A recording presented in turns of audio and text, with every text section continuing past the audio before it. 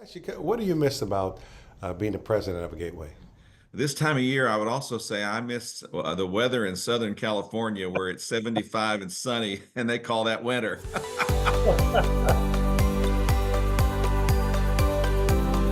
All right, ladies and gentlemen, thank you so much for tuning in to Projects in Context. Once again, we are back with another episode for you, and we're so honored to have a special guest with us.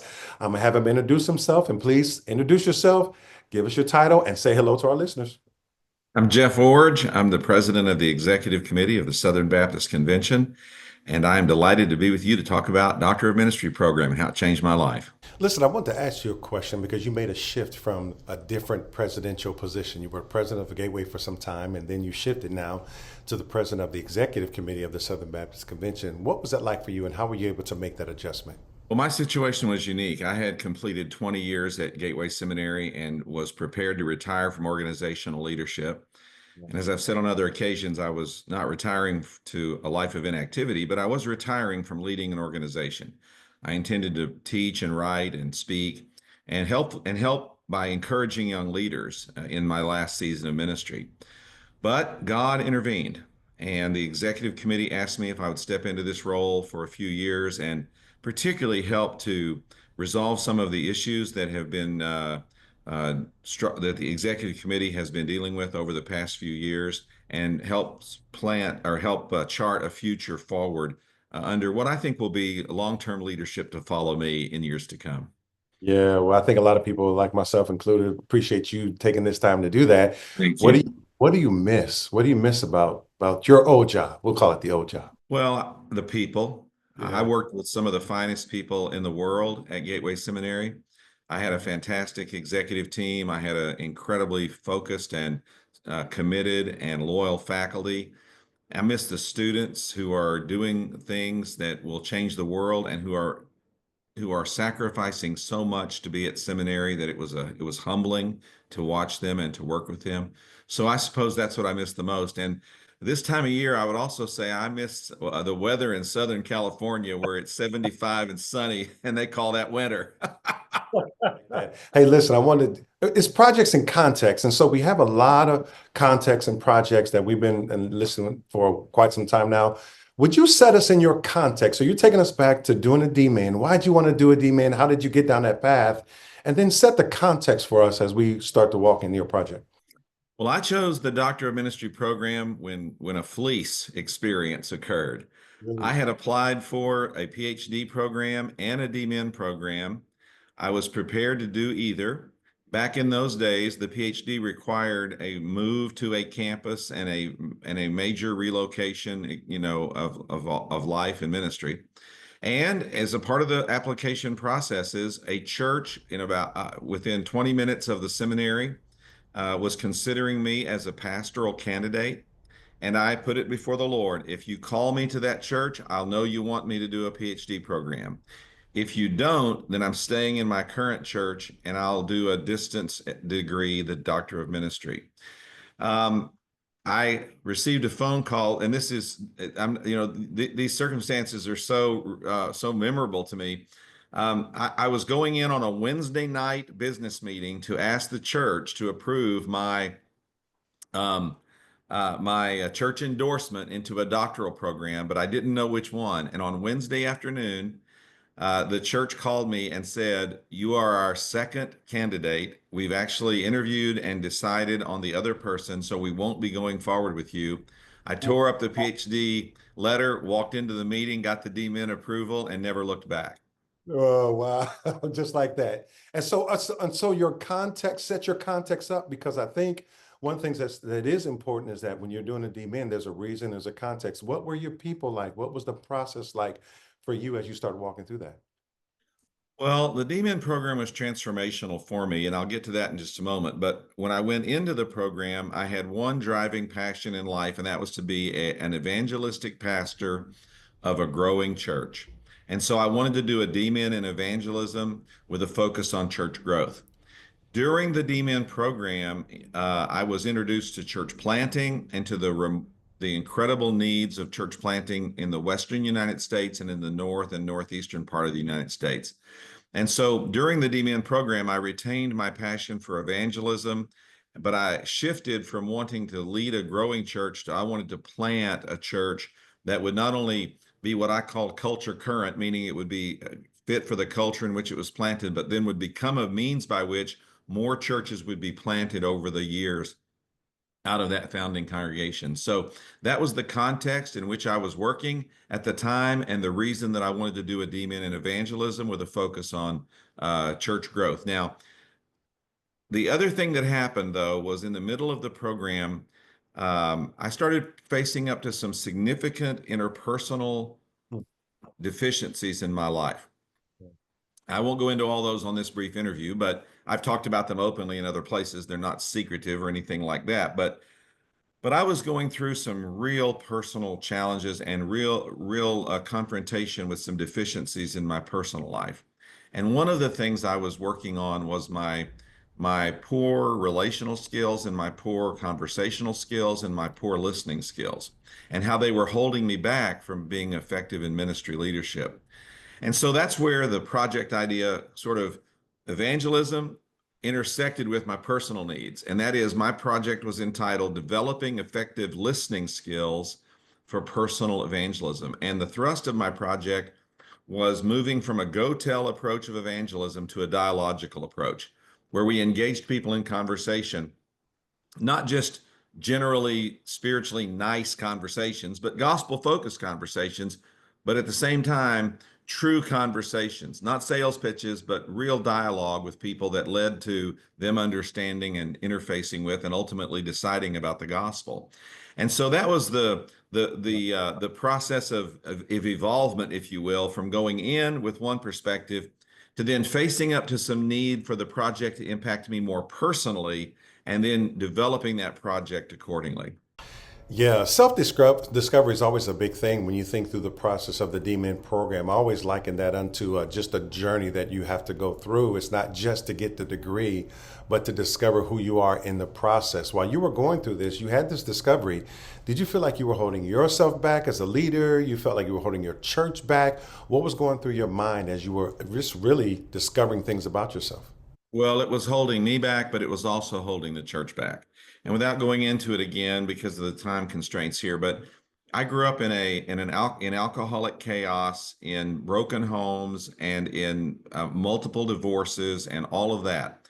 And I did not realize until I became a young adult how profoundly those things had impacted and really negatively shaped my capacity for relationships. And so my response to all of that dysfunction was to become very perfectionistic, very judgmental, very driven, have a hard edge. And all of those things were undermining my ministerial effectiveness. And good people, not fringe people, but good people who loved the Lord and loved me, were confronting me about these things. And that kind of loving confrontation was very difficult for me to assimilate. I resisted it at first, then I started to listen to it, and then through the DMin program, I really started to address it. Yeah, that's a blessing. Hey, so let's look at the project. Lay it out for us. And what are some of the things that can be gleaned from pastors who are watching or leaders as well? Mm-hmm. Well, the most important thing about the project was that evangelism involves good listening. And that is hearing what people really say to you, not just so you can form a reply, but so that you can really understand what they're saying and why. To develop discernment through practicing active listening skills is very helpful. And then even learning things like how the physical arrangement of the room or the seating for a conversation impacts the tone of the conversation. So many things like that were a part of the project and really helped me to become just a much better evangelist. Now, one of the interesting things about my project is I started it in my ministry setting where all of this growth was taking place. But I then relocated largely because of what I discovered during the DMin program. I relocated to Portland, Oregon to plant this church of my dreams that I mentioned. And so while I did all the groundwork for the project in my former setting, I took a 6-month pause, relocated, and then reinitiated the project itself in an entirely new context where I was training people, many of whom were relatively new Christians, in this dialogical approach to witnessing, because frankly, in the Pacific Northwest, that was the best and really only effective way to reach people. The methods I would have used had I not been in the DMin program would have been very much resisted by the cultural dynamic and the relational requirements of living in the Pacific Northwest. Wow. So did you stay on track? Did that stay on track, or because of that gap, you had to make some adjustments along the way?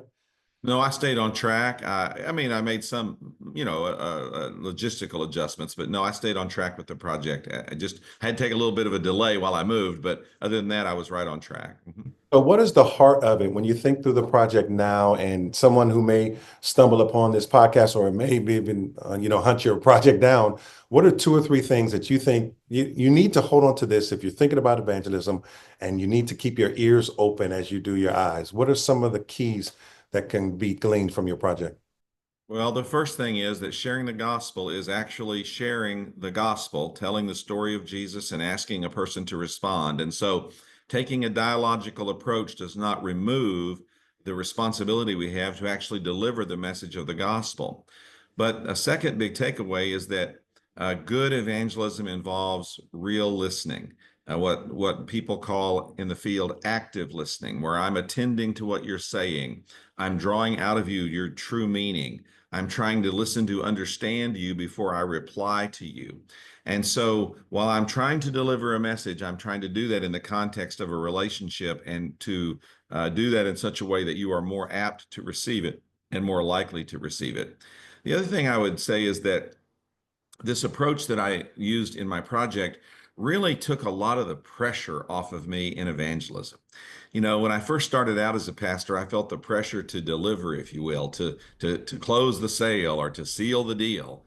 But when I changed my approach, I really, while I still wanted people to become Christians, and many still did, I no longer felt that every conversation had to end with a prayer of salvation or a commitment. I knew that some of these conversations were going to take place over weeks or months.